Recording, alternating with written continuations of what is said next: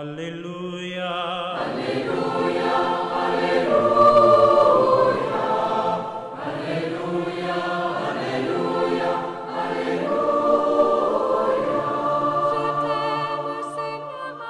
Bien-aimés de Dieu, chers frères et sœurs téléspectateurs, bonjour. Nous sommes aujourd'hui mardi 4 février. Le Seigneur nous fait la grâce de nous rencontrer pour écouter et accueillir ensemble sa parole et la méditer. Mettons-nous en présence du Seigneur et laissons-le parler à nos cœurs. Évangile de Jésus-Christ selon saint Marc. En ce temps-là, Jésus regagna en barque l'autre rive, et une grande foule s'assembla autour de lui. Il était au bord de la mer. Arrive un des chefs de synagogue nommé Jaïr. Voyant Jésus, il tombe à ses pieds et le supplie instamment. « Ma fille, encore si jeune, est à la dernière extrémité. Viens lui imposer les mains pour qu'elle soit sauvée et qu'elle vive. » Jésus partit avec lui, et la foule qui le suivait était si nombreuse qu'elle l'écrasait. Or, une femme qui avait des pertes de sang depuis 12 ans, elle avait beaucoup souffert du traitement de nombreux médecins, et elle avait dépensé tous ses biens sans avoir la moindre amélioration. Au contraire, son état avait plutôt empiré. Cette femme donc, ayant appris ce qu'on disait de Jésus, vint par derrière dans la foule et toucha son vêtement.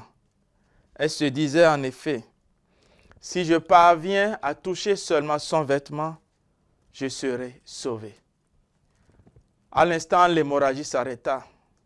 Elle ressentit dans son corps qu'elle était guérie de son mal. Aussitôt, Jésus se rendit compte qu'une force était sortie de lui. Il se retourna dans la foule et demandait, « Qui a touché mes vêtements ?» Ses disciples lui répondirent, « Tu vois bien la foule qui t'écrase et tu demandes, qui m'a touché ?» Mais lui regardait tout autour pour voir celle qui avait fait cela. Alors la femme, saisie de crainte et toute tremblante, sachant ce qui lui était arrivé, vint se jeter à ses pieds et lui dit toute la vérité. Jésus lui dit alors, « Ma fille, ta foi t'a sauvée. Va en paix et sois guérie de ton mal. » Quand il parlait encore, des gens arrivent de la maison de Jaïr, le chef de synagogue, pour dire à celui-ci, « Ta fille vient de mourir, à quoi bon déranger encore le maître ?» Jésus, supprenant ces mots, dit au chef de la synagogue, « Ne crains pas, crois seulement. » Il ne laissa personne l'accompagner, sauf Pierre, Jacques et Jean, le frère de Jacques. Ils arrivent à la maison du chef de synagogue.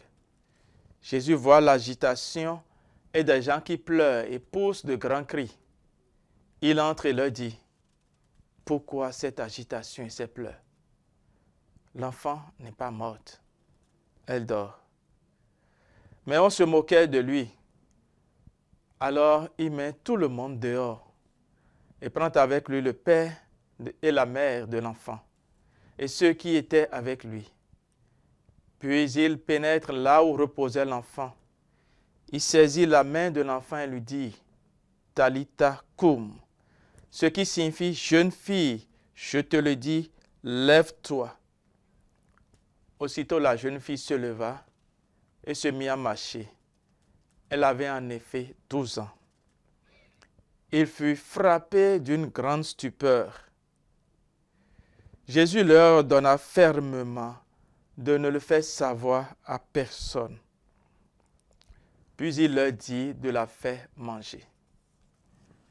Acclamons la parole de Dieu. Louange à toi, Seigneur Jésus.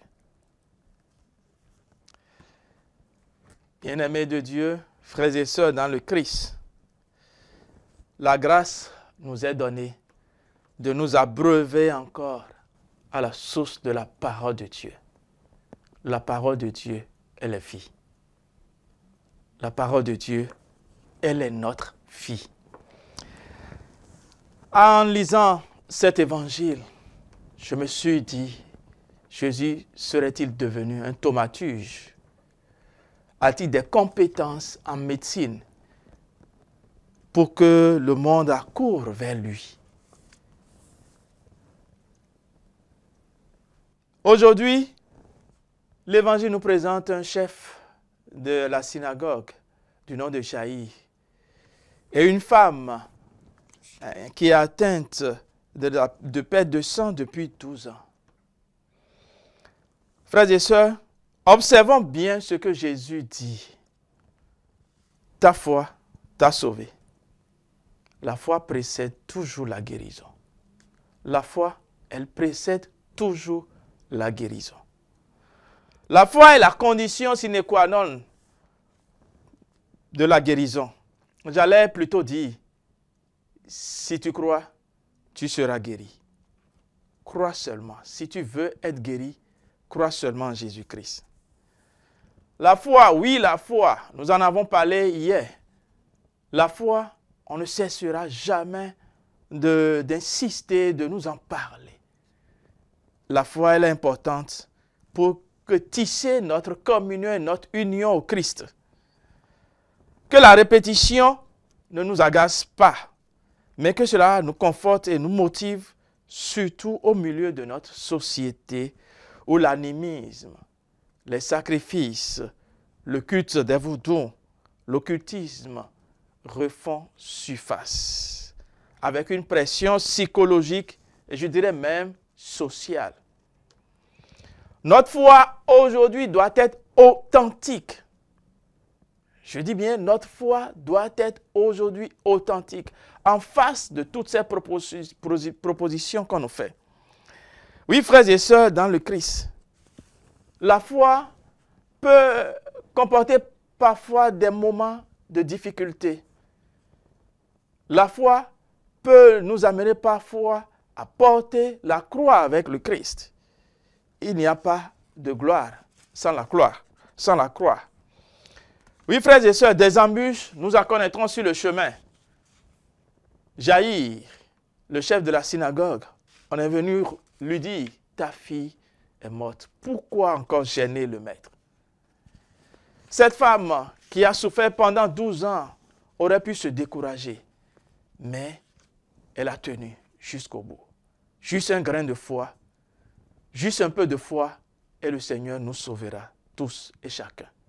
Alors, frères et sœurs, encore aujourd'hui, ravivons notre foi. Rallumons la lampe de notre foi et laissons le Christ lui-même nous toucher, nous guérir et nous délivrer de nos maladies. Talita koum, il le dit à chacun de nous, lève-toi. Lève-toi et mets-toi à la suite du Christ. Lève-toi pour accueillir la grâce et la bénédiction que le Seigneur te donne aujourd'hui. Et que cette bénédiction rejaillisse sur chacun de nous, sur nos lieux de travail, dans nos familles, au nom du Père et du Fils et du Saint-Esprit. Amen. Alléluia. Alléluia.